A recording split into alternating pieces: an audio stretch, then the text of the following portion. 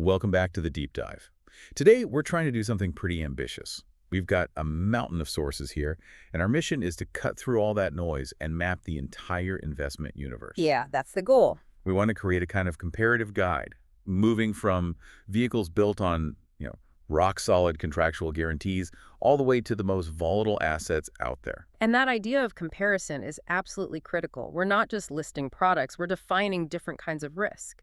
I mean, you can't really appreciate how something like a segregated fund works without understanding a basic stock. Right. It's all about the trade-offs. Guarantees, returns, institutional protection, the goal is to help you figure out what's actually suitable for you. Okay, so let's start at the foundation. You mentioned segregated funds. That's our starting point. What exactly is a segregated fund contract? It sounds complex. It is, but at its core, it's actually an insurance product. It's a special type of deferred annuity, and it can only be issued by a life insurance company. It's not a bank. No, strictly an insurer. When you enter into the contract, the insurer is making a promise. They're promising to pay you out an annuity, a stream of income, on some future maturity date. And that insurance promise, that wrapper, changes everything. Got it. So let's break down that name. Segregated fund. Why that word? It's a legal requirement. The insurer has to keep the assets that you've invested in, physically and legally, separate from their own general company money. Their day-to-day operating cash. Exactly. It's for security. It protects your funds if the insurer itself runs into some kind of trouble. That brings up a really confusing point for a lot of people. Ownership. If I put 10 grand into a seg fund, do I own those fund units? You actually don't. And this is a fundamental difference from, say, a mutual fund. The premiums you pay become the legal property of the insurer. So what do I own? You own a contractual right, a claim against the insurer for the benefits that they promised in that contract. And the main benefits are, of course, the guarantees. Right. This is the aha moment. This is why you pay the higher fees. So there are two main safety nets here. That's right. The first is the maturity guarantee. It's pretty simple. On the contract's maturity date, you get the greater of whatever the market value is, OR, a minimum of 75% of the money you put in. Okay, let's use an example. Say someone named Lee invests $1,000. The market crashes, and by the time his contract matures, his fund is only worth $620. Well, because he has that 75% guarantee, his guaranteed amount is $750. So the insurer pays him the $750. Exactly. Since $750 is greater than the $620 market value, the insurer tops it up. They cover that extra $130 loss. So you know your maximum possible loss right from day one. On a $10,000 investment, the most you could possibly lose is $2,500. That's the real power of it. It's basically a license for an investor with a longer time horizon to get a bit more aggressive. You can push into equity portfolios knowing your downside is contractually capped. The insurer is taking on some of that market risk for you. And the second guarantee kicks in if you pass away. Yes, the death benefit guarantee. If the annuitant, that's the person whose life the contract is based on, if they die during the term, their beneficiary gets the greater of the market value or that guaranteed amount. So same logic. If Jane invested $1,000, it's worth $700 at her death. Her beneficiary gets the $750 guarantee. And that beneficiary designation leads to another huge advantage, avoiding probate. Can you just quickly explain why that's such a big deal? Probate is the legal process of validating a will. It can be slow, it can be public, and it can be expensive. By naming a beneficiary on the seg fund, the money passes outside the estate. Instantly. Pretty much. It avoids probate fees and gets to the beneficiary much, much faster. You also mentioned creditor protection. That sounds incredibly valuable. It can be. If you designate the right beneficiary, a spouse, a child, it can offer potential protection from creditors, even while you're alive. But, and this is a big but, you always need to confirm that with a lawyer. It's specific legal planning. So if the insurer guarantees my money, who guarantees the insurer? That would be a SURIS. They're the protection organization for the Canadian life insurance industry. If your insurer becomes insolvent, a SURIS steps in. But, and this is important, they protect the guarantees you paid for, not just a random market loss. It all sounds great, but that insurance wrapper isn't free. What's the main downside? It's the cost. The fees, the MER, are almost always higher than a comparable mutual fund because you're paying for those insurance guarantees. And also, that maturity guarantee is great, but There's a catch. yeah, if you need your money early, before maturity, That guarantee's useless. You're just taking whatever the market value is on that day. Okay, so that sets the stage. Seg funds are about transferring risk. Let's pivot now to pooled funds, where the risk stays 100% with you, the investor, starting with the classic mutual funds. Right. Mutual funds feel similar, professional management, diversification, but structurally, they are an open-end fund, meaning the fund is always issuing new units when money comes in and redeeming them when money goes out. And crucially, there are absolutely no guarantees against market loss. When we talk about risk for mutual funds, there's a standardized system for it, right? Low, medium, high risk. Yep. The industry uses standard deviation. It's a measure of volatility, how much a fund's returns swing around its average. A high number means big swings, higher risk. A low number, much calmer. It gives you a consistent way to compare things. And on the cost side, it's worth just touching on the sales charges. The DSC, the deferred sales charge, was a big one for a long time. It was. You paid a penalty if you sold within a few years. But regulators basically banned new DSC sales back in June of 2022, which was a big win for investor flexibility. All right, now for the other big player in pooled funds, exchange-traded funds or ETFs. Structurally, a whole different ballgame. Totally different. ETFs trade like stocks on an exchange all day long. You need a brokerage account to buy and sell them.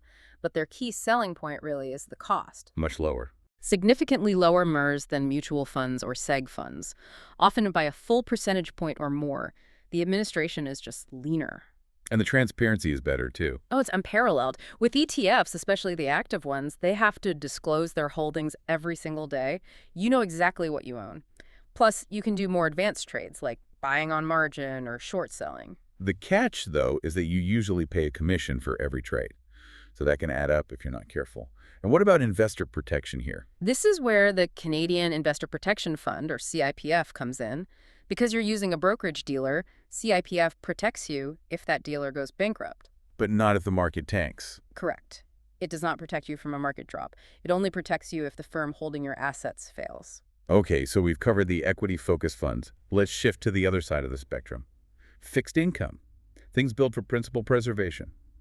Starting with the cornerstone, bonds. A bond is just a loan. It's really that simple. You're lending money to a government or a corporation. In return, they promise to pay you regular interest, the coupon, and then give you your original principal back at maturity. And in terms of risk, federal government bonds are seen as the safest. Essentially guaranteed. Corporate bonds, though, that risk depends entirely on the company's credit rating. But for all bonds, the biggest risk isn't necessarily default. It's interest rate risk. This trips a lot of people up. So if I own a bond and then market interest rates go up, what happens to the value of my bond? It falls. They have an inverse relationship. I mean, think about it. If you have a $1,000 bond paying 3% and new bonds are now being issued at 5%, nobody's going to pay you the full $1,000 for yours. You'd have to sell it at a discount. Exactly, to make the effective yield competitive.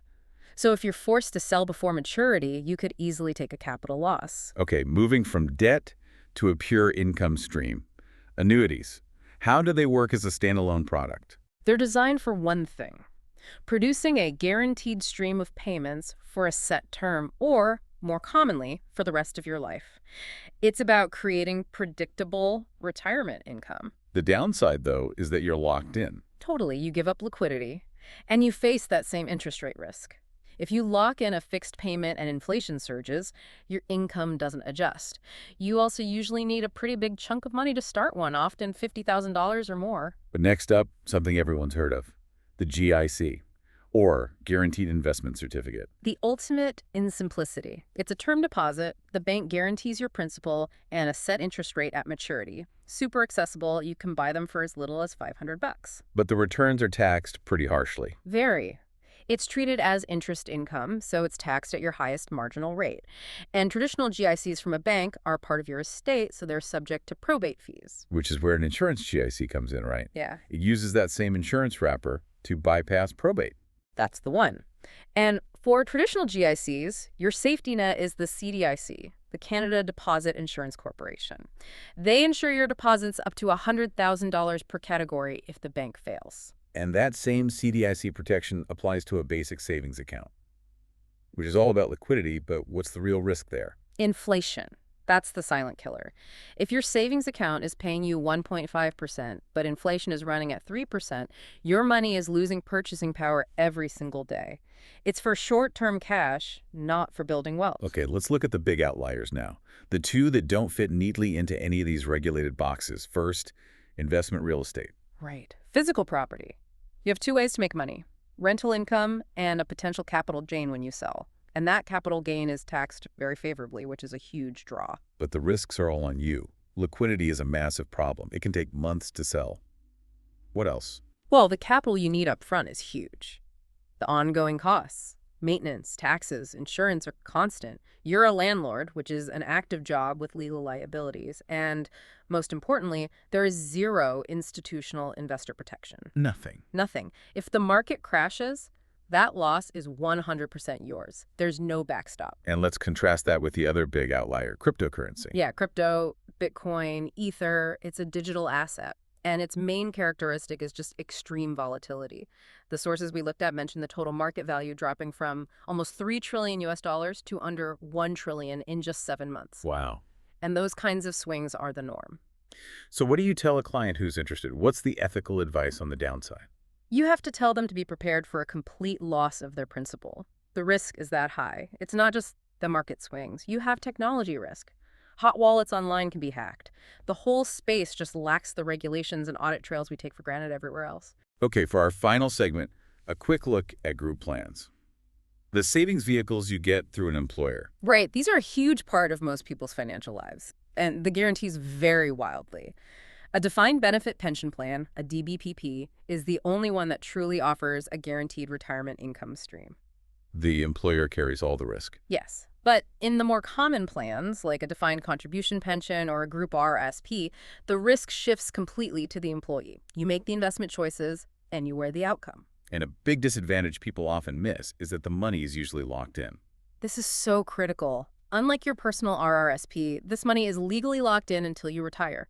You can't just take it out. You have to prove financial hardship, which is a very high bar. And what's the protection on these? It's usually provincial. In Ontario, for example, the Pension Benefits Guarantee Fund insures DB pensions up to $1,500 a month if the employer's plan fails. But again, that doesn't cover market losses in your DCPP. What a sweep. We started with a segregated fund, a product literally designed to transfer risk away from you. Backed by a SURIS. Then we moved through pooled funds, where the risk is yours, but at least the dealer is covered by CIPF, or your deposits by CDIC. And the key lesson in all of this is that risk isn't just one thing. When you look at an investment, you have to ask, who is actually absorbing the risk? Is it the insurer? Is it a deposit corporation? Or, like with stocks, real estate, and crypto, is there no safety net at all? Are you the one who has to be prepared to absorb 100% of the loss yourself? That's the question, and there's a clear trade-off. Every time you add a layer of guarantee, whether it's a GIC or a seg fund, you are capping your potential for that spectacular uncapped growth. So the final thought for you to chew on is this. Look at your own portfolio and ask yourself, for the returns you're chasing, which risks have you successfully transferred to an institution, and which ones are you carrying fundamentally on your own? That difference right there, that dictates your true risk profile. A perfect framework for understanding where you really stand in this huge investment universe. Thanks for joining us for the deep dive.